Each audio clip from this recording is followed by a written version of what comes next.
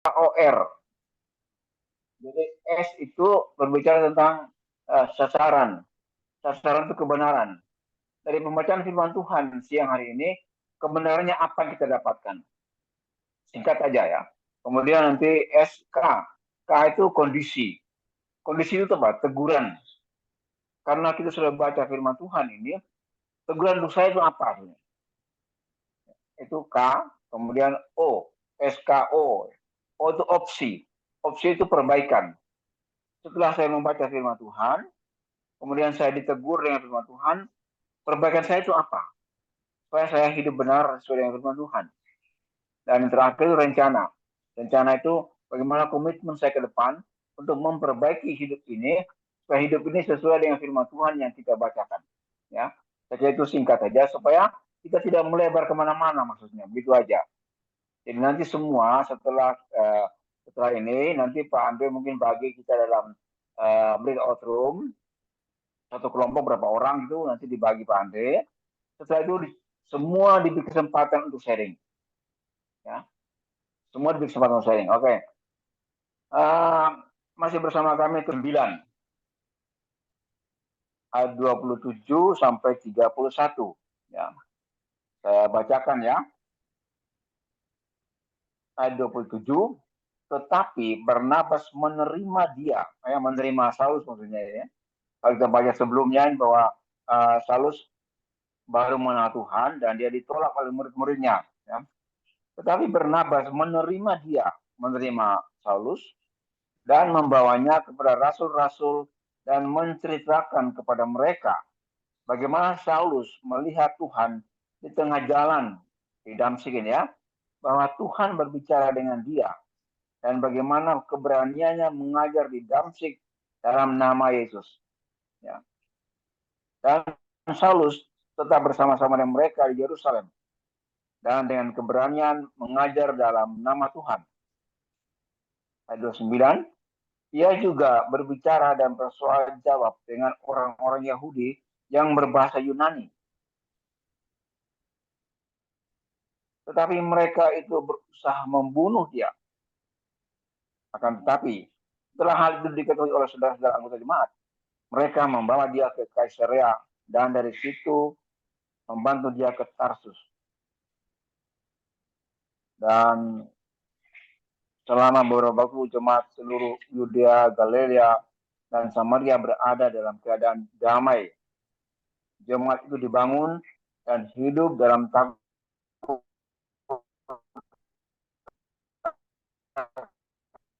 Tuhan.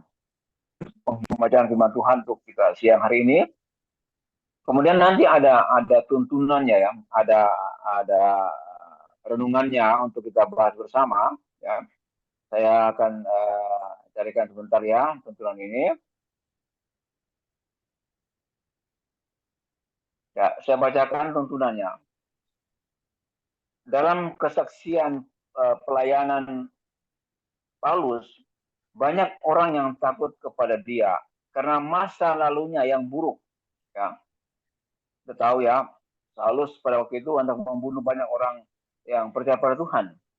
Namun kita bersyukur bahwa seorang murid Kristus bernama Barnabas menerima Paulus ya Saulus dalam komunitas pemuridannya. Firman Tuhan katakan, tetapi Barnabas menerima dia dan membawanya kepada rasul-rasul dan menceritakan kepada mereka bagaimana Saulus melihat Tuhan di tengah jalan dan bahwa Tuhan berbicara dengan dia dan bagaimana keberaniannya mengajar di Damsik dalam nama Yesus. Barnabaslah yang memperkenalkan Paulus kepada orang-orang yang menolak Paulus. Dia menceritakan tentang pertobatan Paulus di hadapan Yesus kepada mereka. Dan hasilnya, Paulus diterima sehingga dengan dia yang berani mengajar dalam nama Tuhan dan pelayanannya berbuah-buah. Jemaat dibangun dan belajar untuk hidup takut akan Tuhan. Nah, itu prolognya untuk kita pada siang hari ini. Sebelum kita masuk dalam sharing score, ya, ada tuntunan untuk kita tahu bahwa kisah ini, peristiwa ini Kita semua tahu bagaimana peristiwa Paulus bertemu dengan Tuhan di jalan menuju Damsyik. Ya. Dan setelah pengenalannya itu banyak orang menolak dia. Karena latar belakang dari Paulus itu yang menakutkan. Kan? Karena dia membunuh orang-orang Kristen. Karena itu pada waktu Paulus itu bertobat dan dia terima Tuhan, dia mengajar, ya, orang-orang itu semua takut. Karena wah ini orang baru kok berani-beraninya, sehingga banyak orang mau membunuh Paulus. Ya. Kalau kita baca sebelumnya, tetapi di sini dikatakan, tetapi Barnabaslah yang menerima dia. Kita belajar peristiwa iman bahwa ada orang yang menerima orang yang latar belakangnya kurang bagus, tetapi masuk dalam pelayanan dan dia berbuah-buah, kata. Oke, itu pengantar untuk kita siang hari ini. Saya silakan Pak Andre mungkin membagi dalam.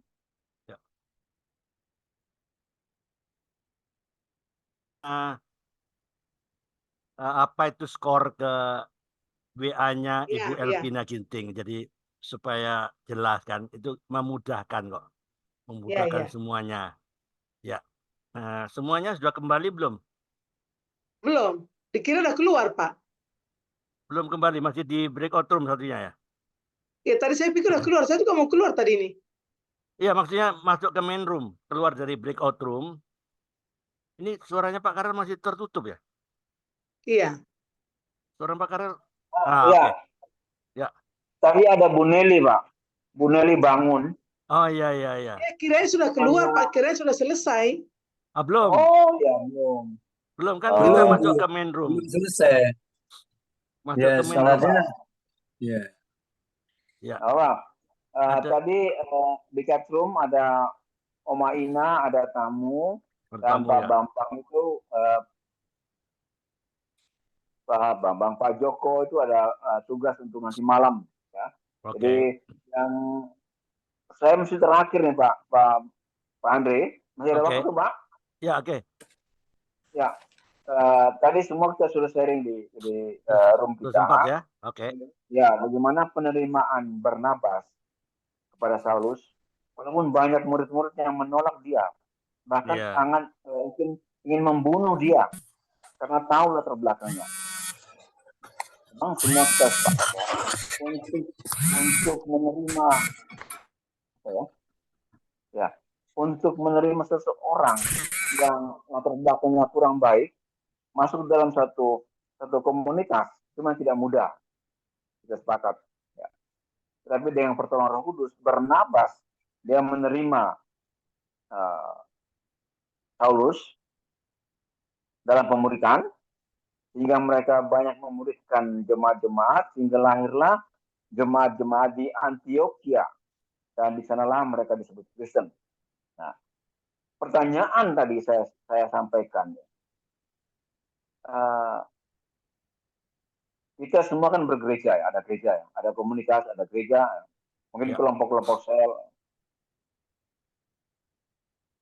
Karena penginjilan, karena tuntunan Roh Kudus, seorang bapak yang selingkuh, ya, dia bertobat dan dia membawa kedua istrinya ke gereja. Dan semua orang tahu bahwa bapak itu selingkuh. Dan bagaimana penerimaannya jemaat kepada orang-orang yang seperti begini? Apakah kita menerima mereka? Apa kita mencibirkan bibir? Oh, orang itu selingkuh kok. Ngapain dia masuk gereja? Iya. Banyak saja begitu, Pak. Bahkan dalam satu komunitas, ya, kelompok sel, seseorang yang kurang baik latar belakangnya masuk dalam diundang masuk dalam komunitas, ada orang yang lain jemaat yang komitmen itu keluar. Ya. Saya tanya kenapa keluar? Orang itu masuk, saya nggak mau terima orang yang berdosa. Iya. Gimana sih? Banyak. Ya, kita semua orang berdosa kok, ya. Semua orang berdosa, ya. Nah, gimana kita menerima mereka itu masalahnya. Kita sudah tahu cerita ini dari Barnabas ya, Paulus, jemaat Antioquia. Tapi gimana kita bisa mengaplikasikan dalam kehidupan kita? Ya, dalam gereja, dalam komunitas. Bagaimana kita menerima orang yang latar belakangnya kurang baik, ya katakanlah selingkuh, lebih ekstrim, dia masuk dalam komunitas kita, apa kita terima dia atau tidak? Itu pertanyaan saya, Pak. Jadi saya melihat di sini bahwa kebenarannya firman Tuhan. Bagaimana ada kekompakan. Tadi Ibu Nelly Bangun sempat sharing ya. Karena Paulus ini dia berbicara dengan orang-orang Yahudi yang bahasa Yunani, tapi mereka ingin berusaha membunuh dia. Ya. Tetapi setelah diketahui oleh anggota jemaat yang lain, dan mereka membawa dia, Paulus itu ke Kaisarea, dan dari situ membantu dia ke Tarsus. Jadi ada backup. Setelah Paulus ini mau dibunuh, di backup oleh jemaat itu, dan dia dipindahkan. Kalau kita baca cerita sebelumnya, itu Paulus di semua pintu gerbang dijaga, tetapi Paulus diturunkan oleh murid-muridnya lewat tembok.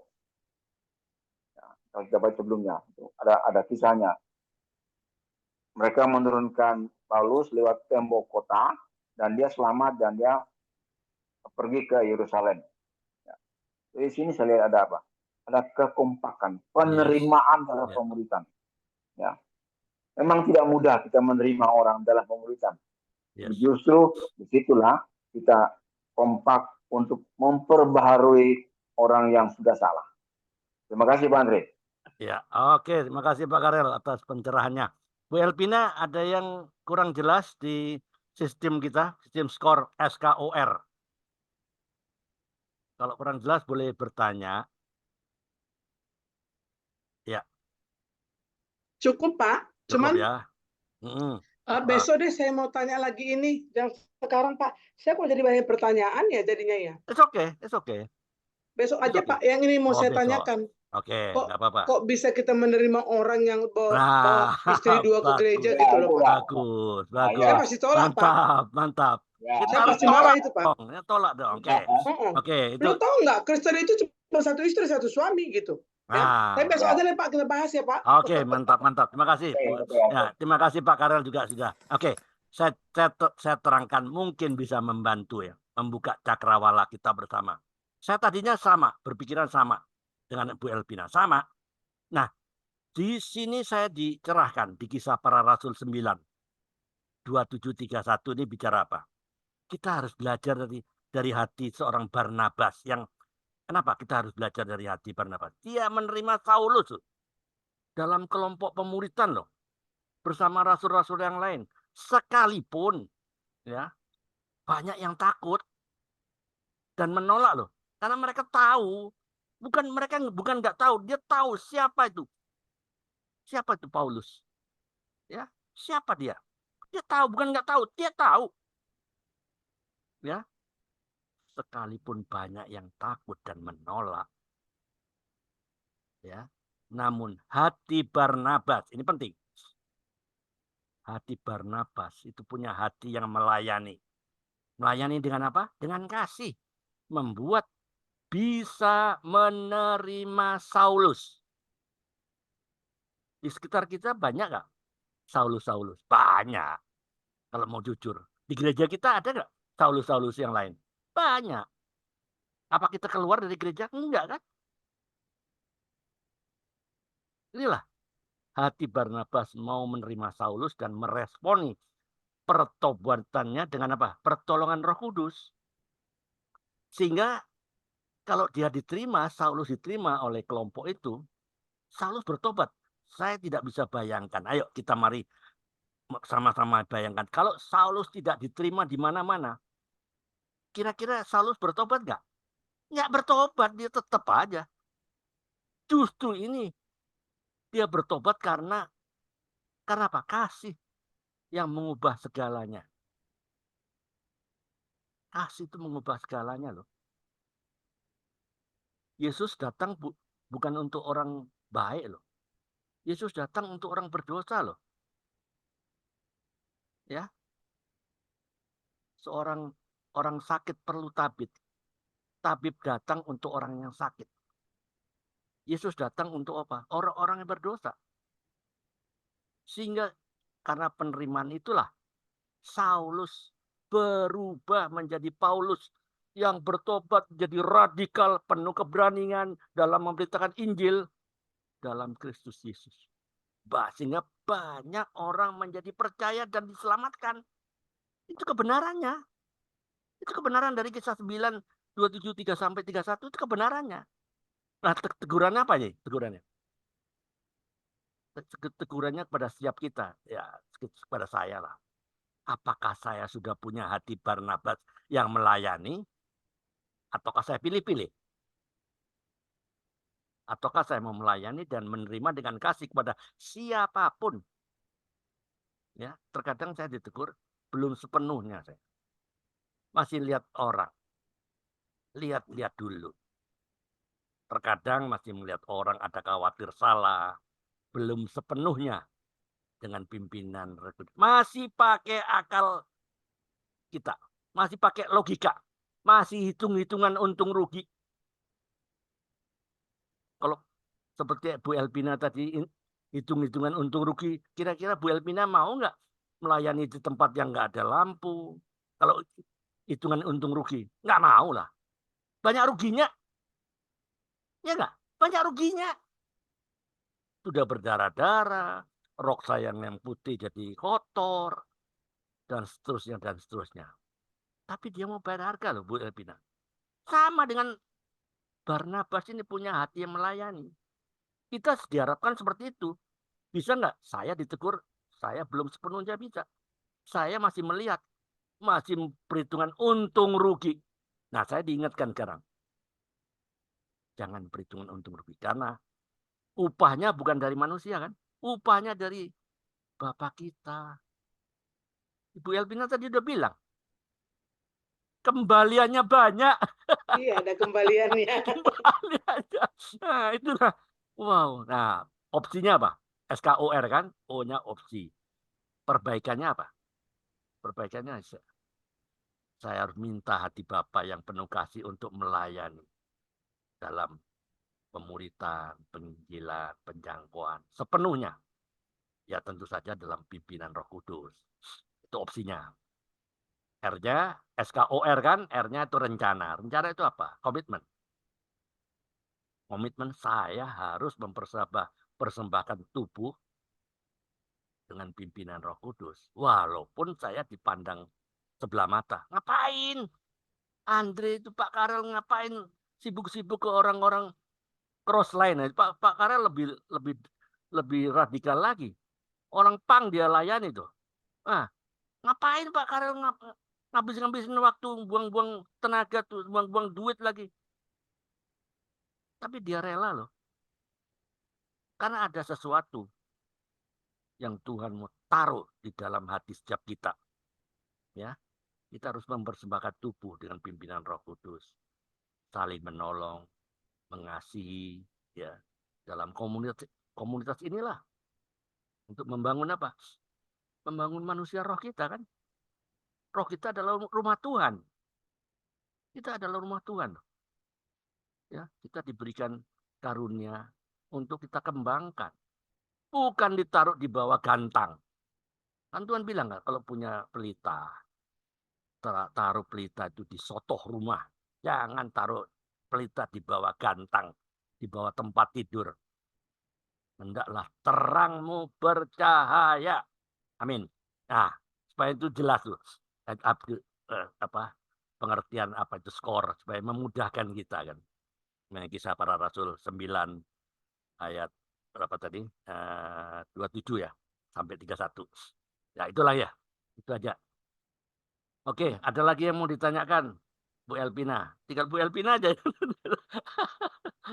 Ya, Sudah Pak, memang saya tambahkan. Oh ya Pak Bambang, monggo. Oh silakan. enggak Pak, Silakan Bu. saya memang responsif. Ya, jadi nggak usah saya tertutup mikrofonnya Bu Elpina. Tertutup. Oke, buka. Oh iya, saya memang agak responsif orangnya. Jadi kalau ada statement langsung saya tanggapi gitu. Jadi It's okay. Ya, ya memang tidak semuanya kita setuju kan. Nah, dengan di sinilah dia adanya sistem skor supaya kita lebih mengerucut ya. supaya tidak melebar kemana-mana. Ini aja kita dalemin, ngapain sih Barnabas nih? Kalau Barnabas tidak meresponi Saulus tidak diterima, wah Saulus nggak bertobat loh. Mungkin Saulus masih menggebu-gebu dia membunuh-bunuhi orang Kristen loh. Justru Paulus dengan kasih Tuhan tuh. Oke, Pak Bambang, silakan. Oh, iya Pak, ya baik Pak. Jadi kalau kita baca sebelumnya itu kan mengapa Rasul Paulus ya Paulus ya sebelum jadi Rasul Paulus itu kan Tuhan katakan di ayat yang 15 itu Pak, kan itu dia tadi kan sudah saya sampaikan bahwa ketika kita dipilih dipanggil pasti kita diperlengkapi ya. Jadi kalau kita dipilih dipanggil pasti kita diperlengkapi. Demikian juga Rasul Paulus dipilih oleh Allah dengan suatu proses yang kita tahu sudah kita ketahui semua. Di ayat 15 itu pernyataan bahwa tetapi firman Tuhan kepadanya, pergilah sebab orang ini adalah alat pilihan bagiku. Amin. Ya, untuk memberitakan namaku kepada bangsa-bangsa lain serta raja-raja dan orang-orang Israel. Memang ya harus dilalui, tidak banyak bahwa kita melayani Tuhan itu harus enak-enak, itu tidak, tetapi itu semua adalah rencana Allah. Jadi itu mengingatkan kepada kita bahwa ketika kita dipilih oleh dan dipanggil untuk melayani pekerjaan Tuhan, pasti kita diperlengkapi yang sudah saya sampaikan. Nah, yang perlu juga saya sampaikan, Barnabas ini kan polemik ya Pak ya, bukan misteri, polemik. Ada yang sampai benarkah Barnabas itu adalah murid Kristus? Ada juga pertanyaan begitu. Ada sampai-sampai bahwa Barnabas itu adalah sebuah kitab yang disalahgunakan oleh seseorang, dipakai namanya untuk menyesatkan banyak orang. Ya, Barnabas itu. Tetapi kalau kita sedikit saya sampaikan bahwa Barnabas itu sesungguhnya adalah ketua ketua atau pemimpin gereja mula-mula Pak. Jadi dia punya teman Ananias Safira. Coba kita baca di dalam kisah 4 itu ya, kisah 4. Cara hidup jemaat mula-mula itu kan di ayat terakhir, ia menjual ladang miliknya lalu membawa uangnya itu dan meletakkannya di depan kaki rasul-rasul. Jadi sesungguhnya Barnabas itu demikianlah pula dengan Yusuf yang oleh rasul-rasul disebut Barnabas. Artinya anak penghiburan seorang Lewi dari Siprus. Jadi artinya bahwa Barnabas sesungguhnya mengingatkan kepada kita, dia katakanlah dia sampai tidak dikenal tentang Barnabas itu. Bahkan kita bertanya kenapa dia tidak masuk ke dalam 12 rasul 12 rasul. Tetapi ada juga yang mengatakan masuk di dalam kelompok 70 rasul ya. Ada yang 120, banyak hal yang mengenai Barnabas ini. Tetapi kalau kita melihat Alkitab, sesungguhnya Barnabas itu memiliki peran yang luar biasa, Pak. Sampai di dalam ayat yang saya bacakan tadi, bahwa dia memang dipilih juga oleh Allah sesungguhnya, seperti yang dia lakukan. Ia menjual ladang miliknya lalu membawa uangnya itu dan meletakkan di depan kaki rasul-rasul. Beda dengan Ananias dan Safira, dua hal terjadi suatu perbedaan. Artinya apa? Bahwa kalau kita telah dipanggil, dipilih, maka kita akan diproses, dibentuk seperti Barnabas, memiliki satu kejujuran dalam hal ini, ya, memiliki kerendahan hati, ya, murah hati, ya, dan hidupnya senantiasa beriman kepada Tuhan sampai dia menjual ladangnya milik semuanya itu diletakkan di depan kaki rasul pada zaman gereja mula-mula itu kira-kira. Jadi salah satu di antara yang perlu sampaikan tadi di break room sudah saya sampaikan, Pak. Salah satu yang belum saya sampaikan adalah kejujuran. Jadi kalau kita ingin menjadi pelayan Kristus yang berkenan, menjadi alatnya yang berkenan dan layak di hadapan Tuhan, ya kita harus seperti Barnabas ini. Ya, Barnabas ini. Meskipun juga ada contoh lain seperti Paulus yang jadi Rasul Paulus itu. Amin. Ada hal yang menarik juga yang perlu juga kita lengkapi. Jadi dua sosok ini melengkapi bagaimana keteladanannya dia di dalam melayani Tuhan. Sampai dia katakan, Rasul Paulus katakan, hidupku adalah Kristus dan mati adalah keuntungan. Itulah kira-kira Pak Andre yang bisa disampaikan. Tuhan memberkati. Oke, saya garis bawahi ya apa yang disampaikan Pak Bambang. Mungkin kita masih rancu ya. Pernah dengar Injil Barnabas kan? Semua orang tahu kan? Injil Barnabas, saya ulang lagi ya. Injil Barnabas itu tidak memiliki kaitan historis atau teologis dengan Barnabas yang disebutkan dalam Kisah Para Rasul 9. Saya ulang lagi ya. Injil Barnabas tidak punya kaitan historis atau teologis dengan Barnabas yang disebutkan dalam Alkitab yang kita bacalah Kisah Para Rasul 9 ya. Karena karya Injil Barnabas ini ditulis oleh seseorang yang tidak diketahui asal-usulnya pada abad pertengahan. Jauh lah abad pertengahan. Dan punya banyak perbedaan yang signifikan dari ajaran yang ditemukan dalam PB, Perjanjian Baru. Ya, Perjanjian Baru yang diakui ini. Karena dari sudut pandang kebanyakan denominasi Kristen, Injil Barnabas bukan merupakan sumber yang dapat dipercaya atau sah untuk mengajarkan tentang kehidupan dan ajaran Kristus, ajaran Yesus Kristus, seperti yang ditemukan dalam Alkitab Kisah Para Rasul. Beda Pak, beda jauh. Karena zamannya juga beda.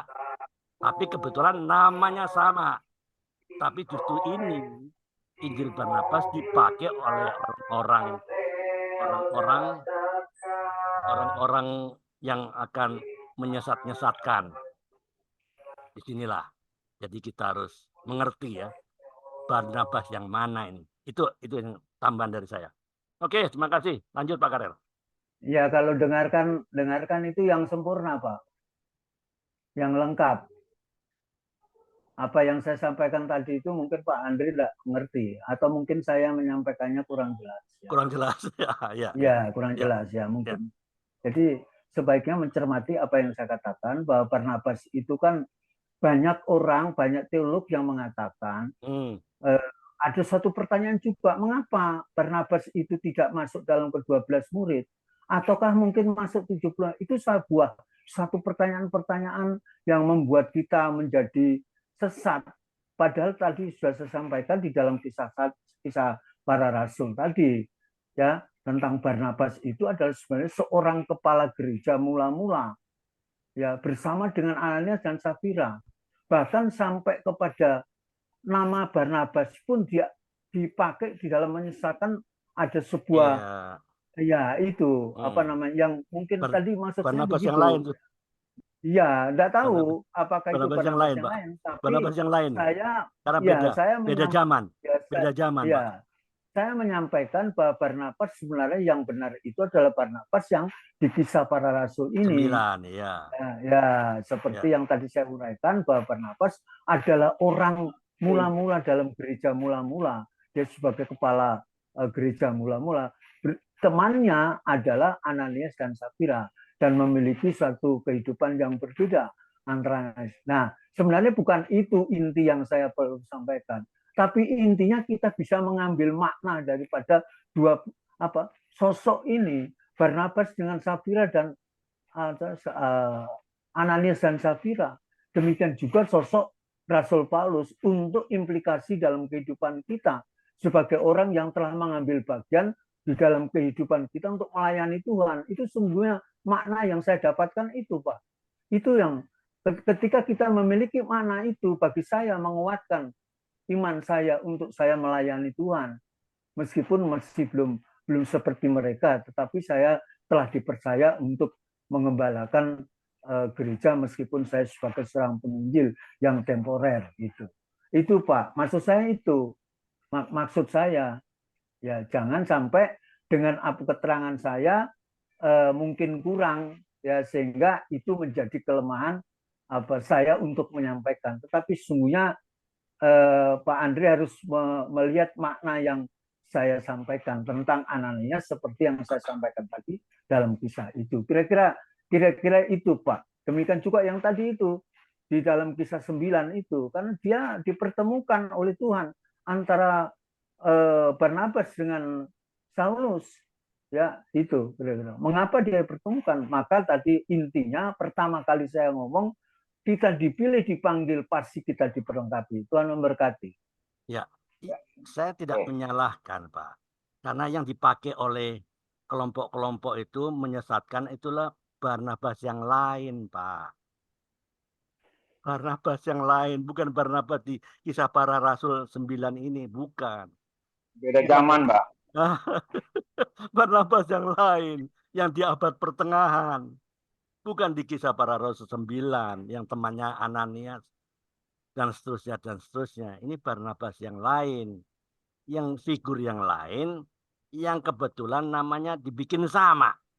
Nah, itu yang saya mau garis bawahi. Saya tidak menyalahkan Bapak, enggak. Ada Barnabas yang lain gitu loh.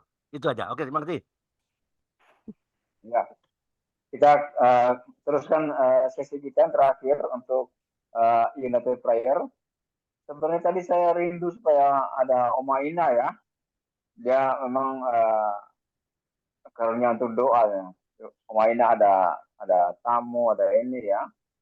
Jadi sudah masih bersama kita Pak Bambang, Ibu Alvina, dan Pak Andre, dan saya tinggal berempat. Kita akan masuk dalam United Prayer, kita saling mendoakan.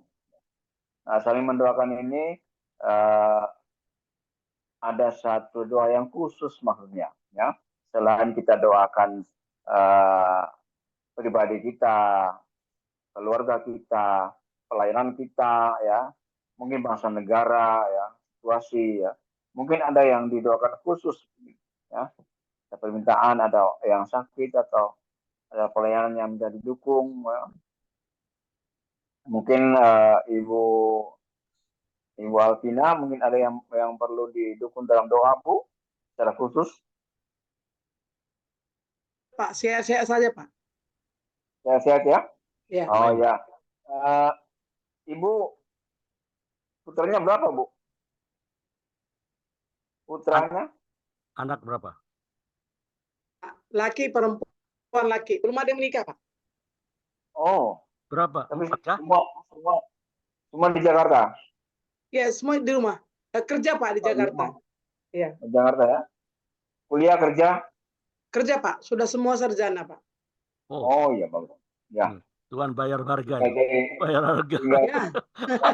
Dengan kembaliannya anak. Tuhan tidak pernah permalukan Pak orang yang memanggil dia Bapak. Amin. Ya. Oke, kita akan masuk dalam doa United Prayer. Kita akan doakan kalau hari ini ya, kita doakan dulu. Hari ini ada pembacaan keputusan dari Mahkamah Konstitusi untuk untuk Pilpres ya. Kita doakan supaya tidak ada keributan, tapi semua bisa menerima apapun putusan dari MK ya. Kemudian kita doakan mereka yang mengalami bencana alam ya. Bencana alam itu yang kita perlu doakan. Dan juga Ibu Maria Kendek itu minta doakan untuk situasi di Nabire dan Papua Tengah itu makin gawat gitu ya. Orang-orang KKB itu mulai makin mengganas ya, membunuh orang-orang ya. Dan juga pemuda-pemudi di Nabire itu terpengaruh dengan situasi yang demikian, hingga mulai banyak pencurian, ya mungkin mabuk-mabuk itu biasa bagi mereka, tapi Bu Maria Kendek minta doakan supaya keamanan di Papua itu bisa kembali normal. Ya, itu aja. Oke, saya minta Ibu Alvina bisa doakan untuk keamanan bangsa dan negara ya Bu. Baik, Pak. Keputusan MK dan juga keamanan di Papua ya. Keamanan di Papua dan juga bencana alam gunung meletus di Sulawesi Utara ya. Karena pasti di sana ada banyak saudara-saudara kita yang kena bencana. Lengadung, Nel. Ya, itu Ibu ya. Ibu Alvina didoakan. Kemudian Pak Bambang. Ya, nanti saya doakan untuk Pak Karel, tadi saya membawa doa keamanan bangsa negara. Ya, setelah Hanya itu? putusan MK ya, kemudian Ya. keamanan di Papua. Keamanan Papua, keputusan MK. Ya, kemudian bencana alam di Sulawesi Utara. Wah, banyak sekali ya. Bencana alam. Nah, apa? Nah, Ibu dua aja, keamanan aja. Ya, dua aja, keamanan di negara akibat keputusan MK dan keamanan di Papua. Oh iya. Nanti yang lain saya doakan ya. Pak Bambang udah ini ya. Nanti saya dulu, nanti terakhirnya saya nggak usah amin atau amin, Pak? Nggak usah, Bu. Nggak usah, Bu. Oke.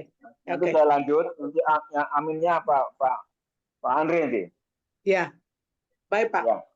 Ya, mari kita bersatu dalam doa.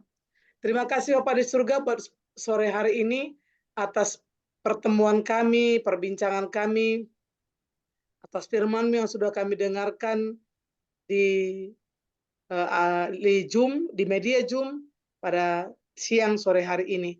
Terima kasih Bapak, banyak sekali yang kami dapat dan boleh kami lakukan untuk jiwa penginjilan kami dan tugas kami sebagai orang yang diutus oleh Tuhan ke ujung dunia sekalipun. Terima kasih Tuhan. Secara khusus kami berdoa untuk keamanan bangsa negara kami dengan segala keputusan-keputusan yang sudah diambil untuk Presiden pemerintahan kami mendatang. Tuhan berkati supaya dalam keadaan apapun bangsa negara kami tetap aman, terjaga oleh Polri TNI kami yang senantiasa siaga dalam mengawal keamanan bangsa negara kami. Amin. Juga Bapak kami berdoa secara khusus buat Papua yang hari-hari ini Tuhan semakin mereka tidak terkendali, bahkan banyak di sana sini yang terjadi kerusuhan-kerusuhan, selalu merasa tidak menyenangkan hati mereka atas apa yang pemerintah buat bagi mereka.